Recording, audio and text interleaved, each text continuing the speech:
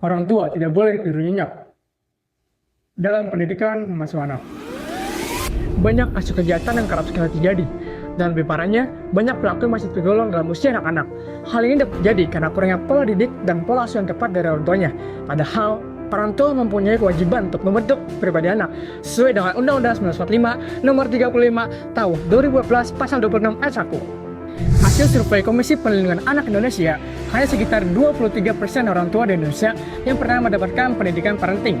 Faktor penyebabnya karena masih banyak orang tua di Indonesia yang menganggap bahwa ilmu mengasuh anak adalah hal yang alami dan tidak membutuhkan ilmu khusus.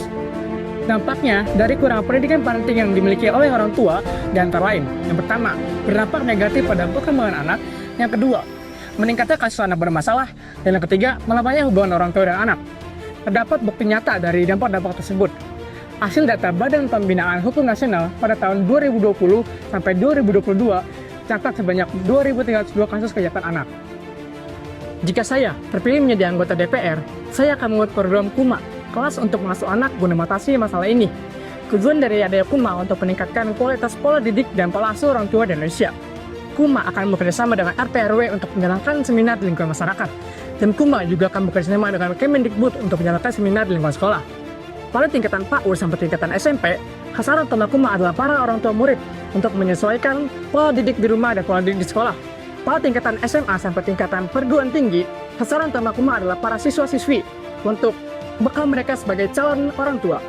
Melalui 3 fungsi DPR dapat mendukung KUMA dengan cara pada fungsi legislasi, DPR akan merevisi Undang-Undang 1945 Nomor 20 Tahun 2003 Pasal 7.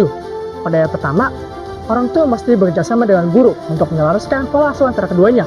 Selalu pada yang kedua, orang tua atau calon orang tua juga wajib belajar ilmu mengasuh anak.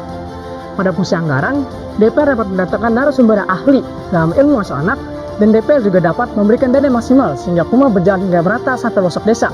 Lalu pada fungsi pengawasan, DPR bertugas mengawasi program KUMA berjalan hingga lancar dan tidak adanya korupsi dana untuk program ini. DPR juga dapat bekerjasama dengan pihak-pihak yang terlibat sosialisasi untuk mendata wajib daerah para audiens. Masa depan bangsa Indonesia ada di tangan anak-anak yang merupakan generasi selanjutnya.